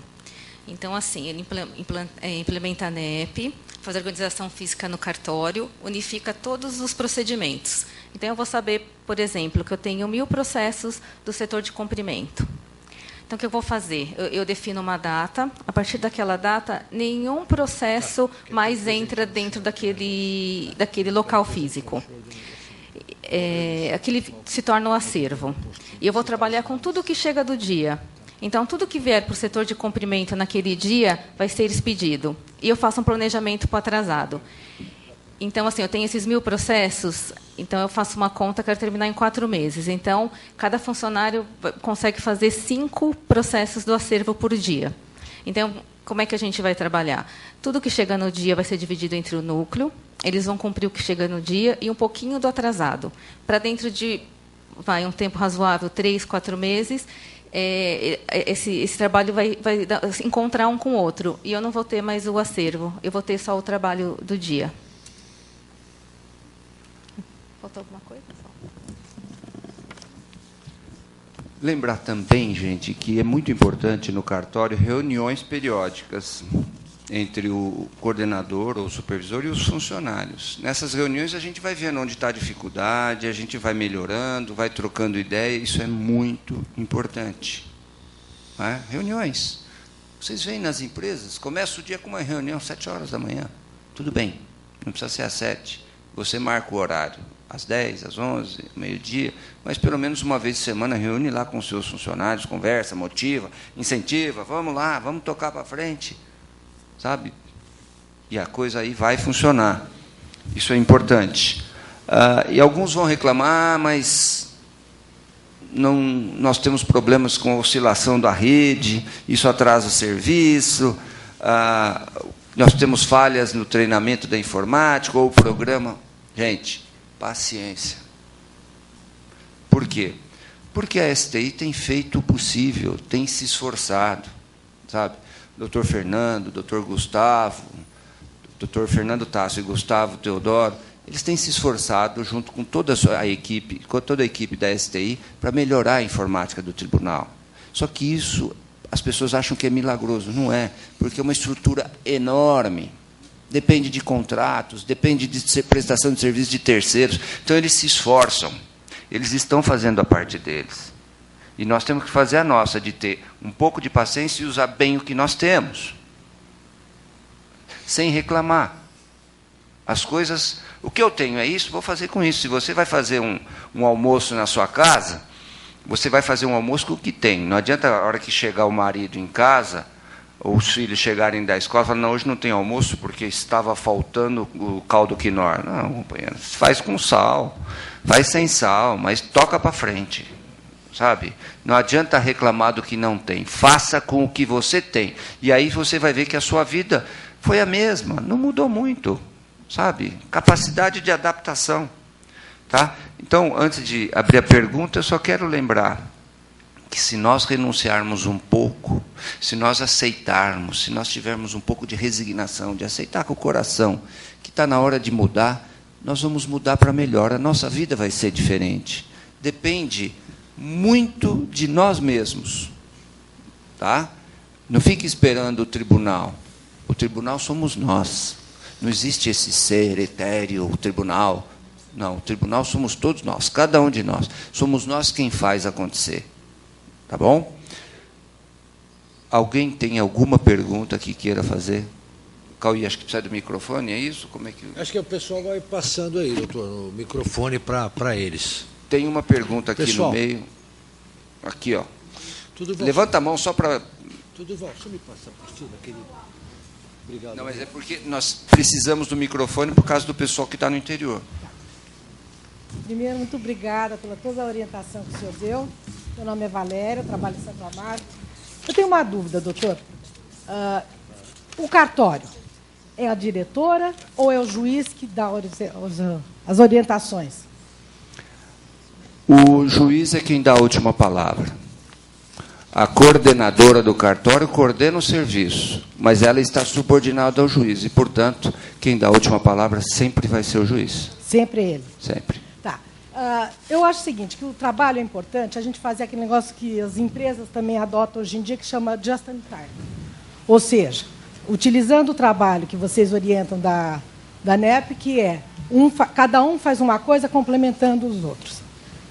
Como a gente consegue convencer os funcionários e colegas que eu faço e o da frente vai fazer, eu faço e mais um pouquinho, o da frente faz e mais um pouquinho, e assim vamos. Porque senão nós nunca vamos conseguir unificar o trabalho.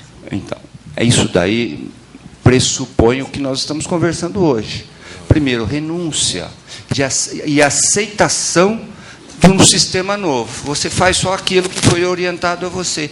É tempo, é esforço, é treinamento e, sobretudo, disciplina. Disciplina. Vou contar um caso. O Emmanuel, que era o mentor espiritual do Chico Xavier, era espírita. Não estou falando de religião, mas era o mentor do Chico e dizia para ele que na vida, em primeiro lugar, está disciplina. Segundo, disciplina. Em terceiro, disciplina. Quarto, disciplina. E quinto, também disciplina. Ou seja, para que a gente produza mais, para que a gente produza melhor, é preciso você ter disciplina, sobretudo pessoal. Saber qual é a sua função e desempenhá-la bem, mas com disciplina. Não é? Todo mundo tem que ter uma disciplina íntima, pessoal. Não é? E todo cartório tem que ter funcionários que têm noção de hierarquia, funcionários que têm noção de disciplina, de organização e humildade, de entender que, às vezes, a orientação é para melhor, a mudança é para melhor. Tá? Tem uma outra pergunta aqui. Como fica a implantação da NEP com relação ao número de funcionários e de processos? Exemplo, eu tenho 13 escreventes para 139 mil processos. Vara da Fazenda Pública de Piracicaba. As varas de Fazenda Pública estão recebendo da Corregedoria uma atenção diferente. Tem algumas varas que estão muito mais processos do que Piracicaba. Então, nós estamos numa escala de atendimento. Não é? Nós temos já aprovado pela presidente do tribunal, pela Corregedoria, alguns projetos para mudar a situação das varas da Fazenda Pública, que são varas que têm uma situação diferenciada. O processamento nas varas de Fazenda Pública vão ter que ser sempre em lotes. A estrutura do cartório das varas da Fazenda Pública vai mudar. Então, essa não vai servir como exemplo para nós. Esse volume de processo aparentemente assusta, mas é coisa muito repetitiva. É diferente de uma vara civil, onde cada processo tem uma natureza diferente. Não é? Uma outra pergunta da Cátia Tasso Rodrigues Rezende, ela não diz de onde é, mas pergunta: poderá haver revezamento entre os núcleos para que todos saibam todos os serviços? Sim, uma das orientações da NEP é que haja o revezamento. Para quê? Para que todo mundo consiga aprender todo tipo de trabalho. Claro que isso depende de conveniência e oportunidade. O diretor, o juiz, eles sempre vão procurar as características do funcionário. Mas essa é uma pergunta muito comum que a gente recebe em quase toda a implantação. A orientação na NEP para que exista esse rodízio, para que todo mundo consiga aprender a fazer tudo. Tem uma outra pergunta aqui, doutor, que veio ao CETRA, Ricardo Luiz Fabrício, do 2º Ofício de Barretos, acerca a questão do assédio moral face à cultura do medo de denunciá-lo, né? Em primeiro lugar, que não tem que ter, caro amigo Ricardo, não tem que ter medo, porque, em primeiro lugar, conforme o próprio presidente anunciou, o sigilo é absoluto. Até então é absoluto, é chamado a pessoa, orientado, conversado. Mas eu observo que, pela experiência que nós estamos tendo, até o presidente Sartori, o doutor Sartori, eu comentei com ele, muita gente confundindo a questão do assédio moral, pedindo relotação de ofício. A própria Corregedoria já está atenta para isso, o doutor Durval, aqui, nosso mentor, aqui, ele está muito atento para isso. Vamos levar a sério esse assédio moral, muito a sério. É evidente o que é o assédio moral: colocar o funcionário em vexame, em público, que nem gritos, berros, perseguição, como a gente está tendo fatos desse tipo, acontecimentos. Mas também está havendo uma certa leviandade nessa questão. O presidente está levando muito a sério, e o corregedor também. Mas tem muita gente utilizando o assédio moral até para prejudicar o seu superior. e para pedir relotação de vara, de comarca, o que seja. Não é isso. Aí, quando a coisa é muito séria, evidentemente que são passados aos magistrados, aos assessores, ao presidente, ao corregedor. Levar a sério esse canal do presidente. A maioria está levando, mas tem gente que não está levando. Quando o superior hierárquico repreende, adverte, não é assédio moral, dependendo da forma e da conduta do superior. Quando o superior hierárquico repreende, orienta ou determina determinadas funções, ele está só cumprindo o papel dele. O funcionário tem que saber reconhecer quando erra.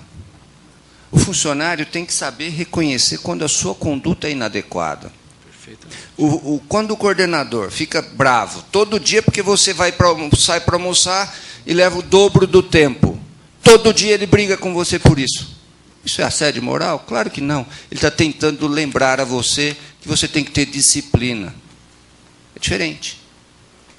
Não é? Senhor, Arthur. Daqui a pouco a gente... Como convencer o magistrado do ganho com a implantação da NEP? A pergunta veio do Fórum de Marília. Olha, conversando com o seu juiz, não é? Muitos juízes ainda não entendem bem o que seja a NEP, como muitos escrivães também não entendem. Mas fiquem tranquilos de uma coisa, nós estamos começando a divulgar, e a melhor propaganda da NEP é a instalação da NEP em uma vara, em um ofício. Depois que você instalou em um, os demais vêm pedir também, falam, puxa, gostei, também quero. E tem sido assim no estado todo. Então, eu peço ao colega lá de Marília que tenha um pouco de paciência, converse com o seu juiz, e mais cedo ou mais tarde nós vamos instalar uma lá em Marília, né, e as coisas começam a mudar. Tá bom? Pessoal, pelos adiantados da hora, e pelos compromissos que todos nós temos, as demais perguntas podem ser encaminhadas ao próprio Dr. Durval, ele autorizou, e a mim, a nós da do CETRA. Mas antes de a gente encerrar, eu gostaria só um minutinho da atenção de vocês e, em primeiro lugar, agradecer aos meus pares do CETRA, a G, o Walter, o Henrique, o Luciano, a Patrícia, a Alexandra. Faltou alguém, G? Não, né? E pelo esse carinho, esse trabalho que eles fizeram para dar certo essa apostila com todos. A SPI, a Ana Lúcia aqui presente, teu pessoal muito bacana, da Lília, a SPRH, a Cláudia, nossa parceira, transmita um abraço ao Fábio, nosso parceiro de viagem, ao Rogério Góes, que é um Conselho Regional de Administração, que tem uma parceria com o doutor Ivan, o presidente, a corregedoria, que tem muito colaborado conosco nas nossas viagens.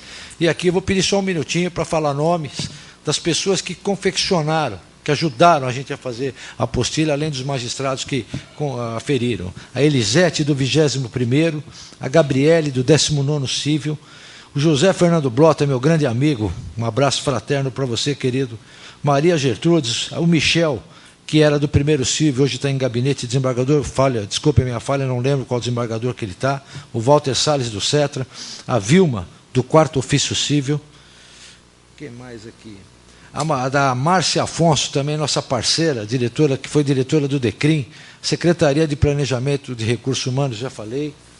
Quem mais aqui? O próprio Geraldo, do 10º Ofício Criminal, a Anice Helena, o Ronaldo, o George, o Ronaldo é do 19º, o George é do 17º, e a magistrada, a doutora Fernanda Gomes, que muito contribuiu para as apostilas Minuta de Despacho. Então, eu quero também fazer um agradecimento. Ela não participou direto, mas indiretamente comigo, a Rita de Cássia, do Fórum da Penha, que quando eu precisava me socorrer as perguntas que eu não sabia, ela muito me ensinou. Então aqui fica o meu agradecimento à Rita especial. Ela deve estar aí, não sei se ela já foi embora, mas fica o meu abraço à Rita. E também na questão da questão da apostila de família, a Margarete, do Sejus, que também muito colaborou. E eu acho que eu não esqueci de ninguém, se esqueci, me perdoe. Doutor Durval, eu sinceramente fico muito emocionado, muito honrado com esse dia de hoje. E o senhor abrilhantou mais ainda com as suas palavras. Eu já vou aqui, aqueles que pedem e não pedem pouco, já fica o meu convite, uma próxima data que Vossa Excelência poderá participar conosco aqui. E seja bem-vindo ao Clube Pindamonhangaba, que parece-me que eu fui informado agora que é a primeira vez que está acompanhando as nossas aulas. Então, antes de declarar encerrado, doutor, é um presente, é um pequeno mimo em nome da Secretaria, da SPI, da RH, da TI também, quero agradecer. É um mimo ao senhor pela palestra que o senhor proferiu aqui para a gente, viu?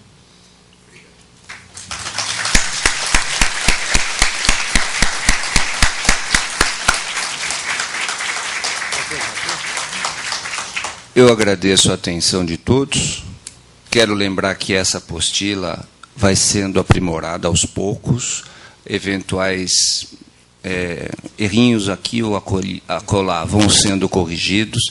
E essa apostila, daqui a alguns anos, vai ser muito melhor até, né, Cauê? Porque nós vamos estar sempre aprimorando, de todos, né? Sempre adequando, sempre melhorando. Tá bom?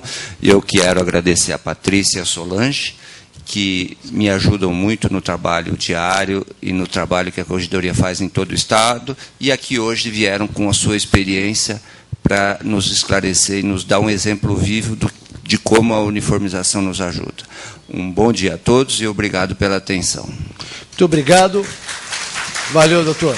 E para encerrar, a Lília vai dar uma palavrinha para vocês e segue meu abraço aí, que todos fiquem com Deus e tenham um feliz dia. Eu só queria agradecer e dizer que a Escola de Servidores tem esse início com o CETRA e que desde 2005, com a criação da Secretaria de Recursos Humanos, nós temos essa meta e que só agora nessa gestão, como o doutor Armando muito bem disse no início, com essa tríplice aliança, a Corregedoria, a Presidência, a Escola da Magistratura e também o senhor vice-presidente, nós pudemos efetivar todos os esforços que nós estamos empenhando durante todos esses anos. A Secretaria de Recursos Humanos tem muita admiração por todos os escrivães e funcionários de cartório, que são a atividade fim do tribunal e motivo pelo qual todos nós existimos aqui. Agradeço a todos e parabenizo o CETRA e a Corregedoria pelo dia de hoje. Obrigada.